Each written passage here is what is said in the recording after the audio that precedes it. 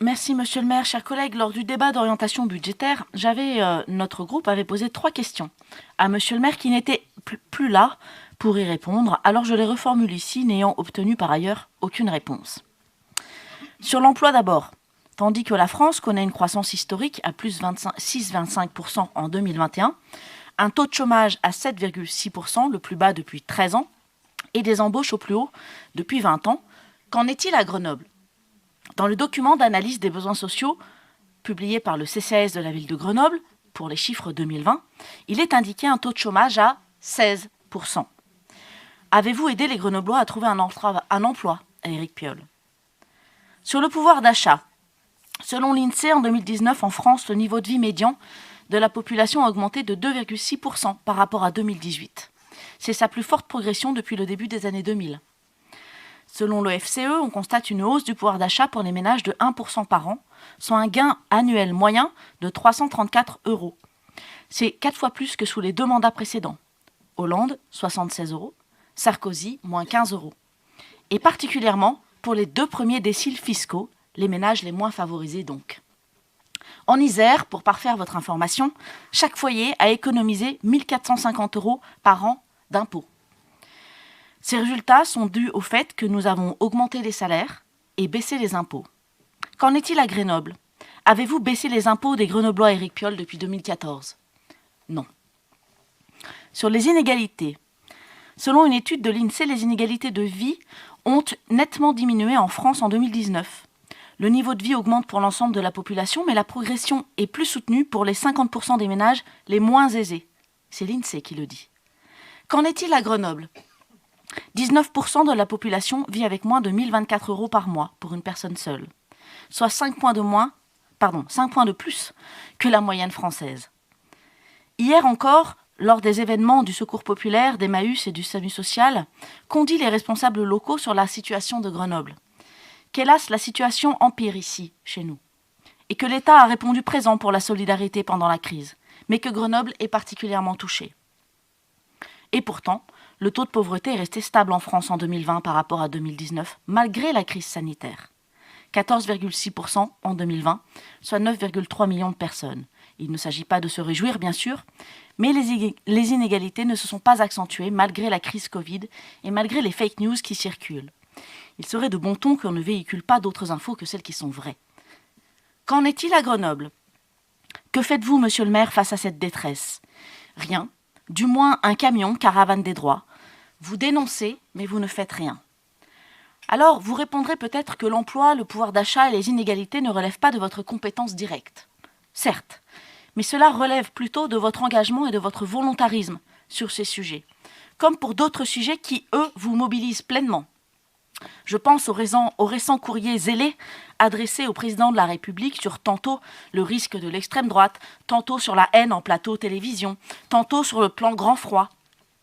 Plan grand froid mis en œuvre dans des ambitions jamais égalées depuis 20 ans et qui s'ouvre entre le 1er novembre et le 31 mars chaque année et qui est renforcé lorsque les températures sont drastiques.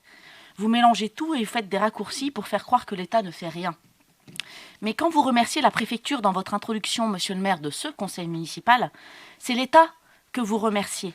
Il semblerait que vous l'oubliez, là encore, en laissant croire que la préfecture agit de son côté et que l'État, dans un espèce de nuage parisien, serait déconnecté. C'est bien faux. Je pense aussi à votre intervention à l'Assemblée nationale. Assemblée nationale qui semble vous faire envie. Décidément, tous les mandats vous attirent, sauf celui de maire. Vous étiez donc au colloque élu et ODD, Objectif Développement Durable. Et je vous cite. Notre action vise à réduire les inégalités sociales et territoriales tout en répondant aux défis du réchauffement climatique et de l'accélération de la transition écologique. Quelle blague! Où sont vos résultats sur les inégalités sociales et territoriales à Grenoble ? Vous n'en avez aucun. Comment vont les Grenoblois, monsieur le maire ? Comment vivent les quartiers en difficulté, monsieur le maire ? Vous n'en savez rien, car vous n'êtes pas ici et ce n'est pas ce qui vous intéresse. Vous vous agitez pour prendre une place au national, assoiffé de carrière politique et attiré par Paris, telle une mouche par l'odeur du foie gras, plutôt que de vous occuper de votre mandat et surtout des Grenoblois. Nous verrons dans quelques mois, avec le compte administratif, si les actions que vous avez réellement menées en 2021, notamment par le biais du taux de réalisation du budget 2021, seront au rendez-vous. Mais avant de me prononcer sur le budget 2022 que vous nous soumettez aujourd'hui, je tiens à revenir, sans être exhaustive, sur quelques-unes de vos déclarations ou actions réalisées sur l'année écoulée, afin que les Grenoblois qui nous regardent prennent la mesure de la manière dont vous utilisez l'argent public, leurs impôts, notre argent. Et oui, chers Grenoblois, notre maire et son équipe ont en effet décidé d'utiliser l'argent public des Grenoblois, vos impôts donc, pour financer le bien-être et le confort des Gilets jaunes.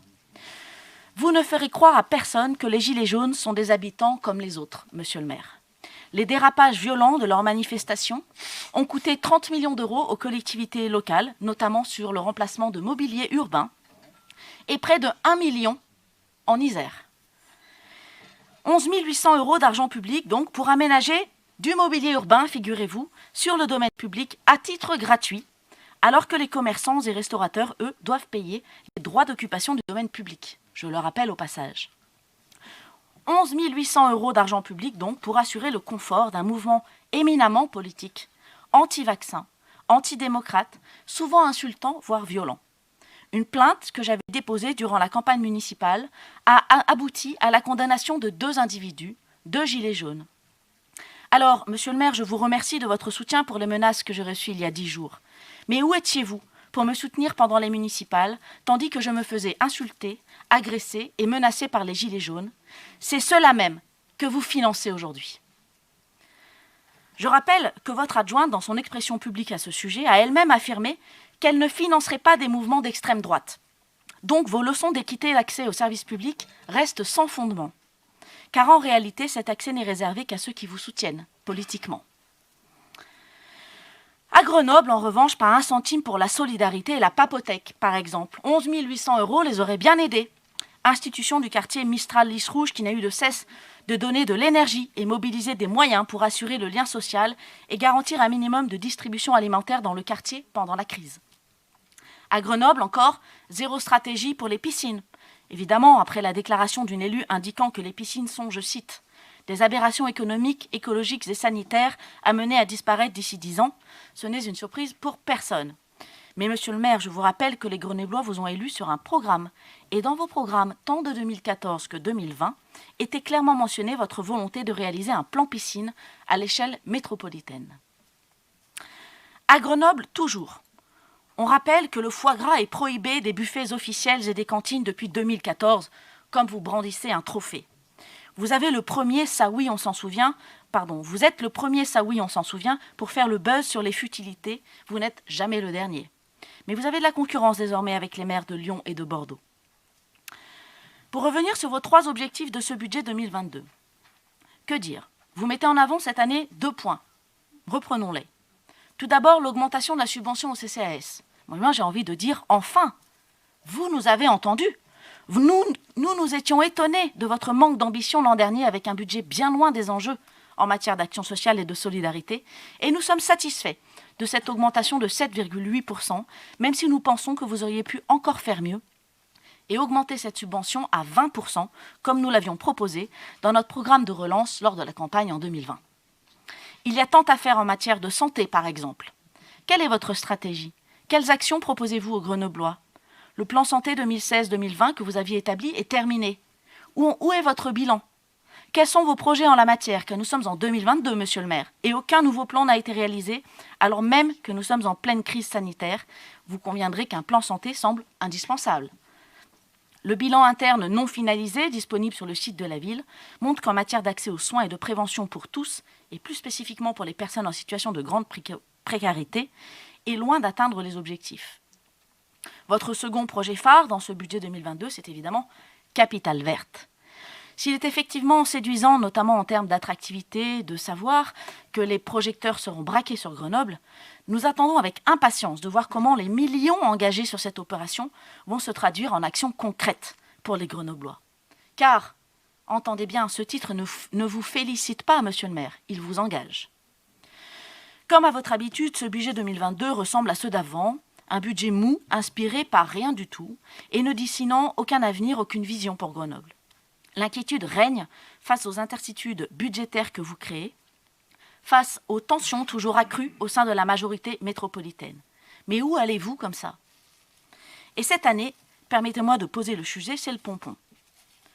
Vous rencontrez ce soir une difficulté majeure, celle de la sincérité budgétaire que vous proposez au conseil municipal.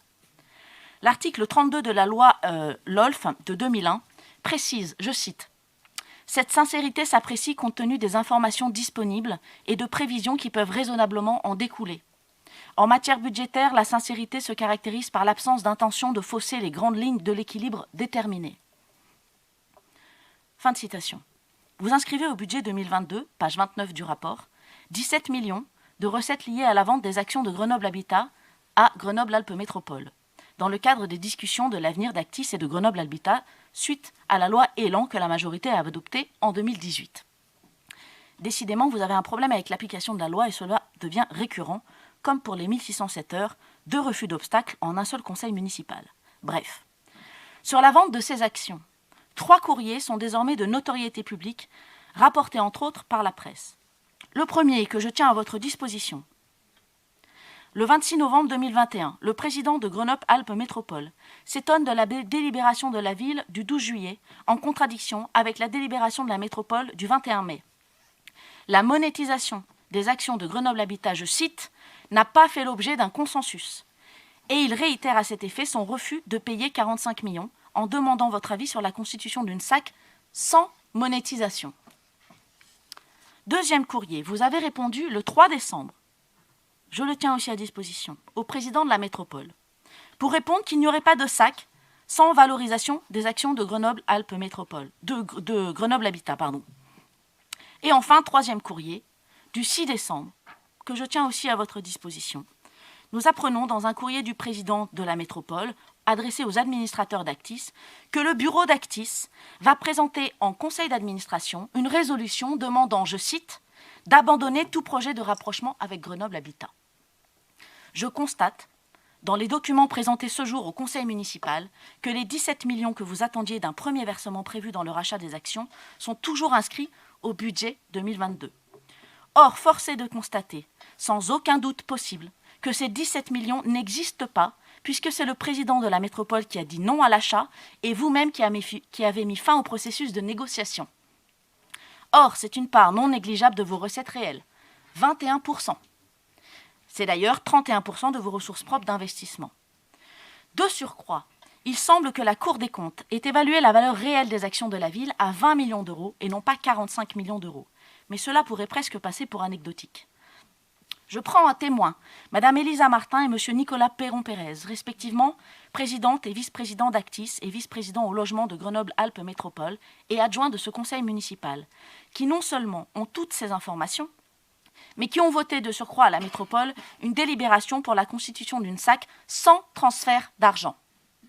Pour parfaire l'illustration de la schizophrénie de votre majorité, ce sont les mêmes, Mme Martin et M. Perron-Pérez, qui ont également porté le projet de résolution au bureau d'Actis. Et côté dépenses, mon collègue l'a déjà soulevé, vous omettez de mentionner votre dette à la métropole d'un montant de 7,2 millions d'euros concernant les échéances des emprunts transférés au titre de la compétence eau potable et acquittés par la métro. Pourtant, vous le savez, cette délibération est à l'ordre du prochain conseil métropolitain, vendredi. Donc, vous établissez votre budget 2022 en sélectionnant ce qui vous arrange. 17 millions de recettes fantômes, inscrites mais non validées, 7 millions de dettes glissées sous le tapis et pourtant dues. La sincérité d'un budget s'apprécie compte tenu des informations disponibles et prévisions qui peuvent raisonnablement en découler. En matière budgétaire, la sincérité se caractérise par l'absence d'intention de fausser les grandes lignes de l'équilibre déterminé. Je le redis, c'est la loi LOLF. Le budget prévisionnel 2022 soumis au débat de ce jour est insincère, puisqu'il ne tient pas compte de votre propre annonce et des informations détenues par au moins 2 de vos adjoints. C'est très grave. Je vous demande donc de reporter cette délibération à un prochain conseil municipal. Ainsi, vous pourrez intégrer les nouvelles modalités sur la cession des actions de Grenoble Habitat et inscrire la dette envers la métropole afin de revoir en conséquence les grands équilibres de ce budget 2022. Je vous remercie.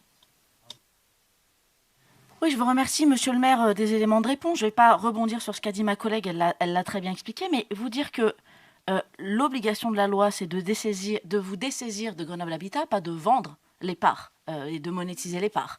Donc ça n'a rien à voir. Et enfin, on revient à l'enjeu numéro 2 auquel vous n'avez pas répondu et que j'ai pourtant développé, sur la valeur de ces actions qui est contestée par la Cour des comptes, en disant que les valeurs de Grenoble Habitat sont estimées à 20 millions d'euros. C'est dans le courrier de Monsieur le Président de la métropole, je vous inviterai à le relire. Non, mais j'ai pas besoin de faire de nom de la tête, en fait. Les courriers sont là. Donc, pas de problème. Il explique que la valeur de Grenoble Habitat doit se faire en défalquant les investissements de l'État et des collectivités. Ce n'est pas moi qui le dis, c'est la Cour des comptes. Arrêtez de faire nom de la tête. Eh bien oui, mais c'est comme ça. Donc, ce qui veut dire qu'il y a un sujet sur la valeur. Donc, quand bien même vous auriez un acheteur qui, pour 17 millions d'euros, c'est vrai, on le sait tous, ça se trouve sous le sabot d'un cheval. Un acheteur de Grenoble Habitat, pour 17 millions d'euros, ça va être une vraie promenade de santé pour 2022, surtout dans les situations actuelles. Bon, passons cela. Il y a quand même un sujet sur la valeur. Et là-dessus, vous ne répondez pas.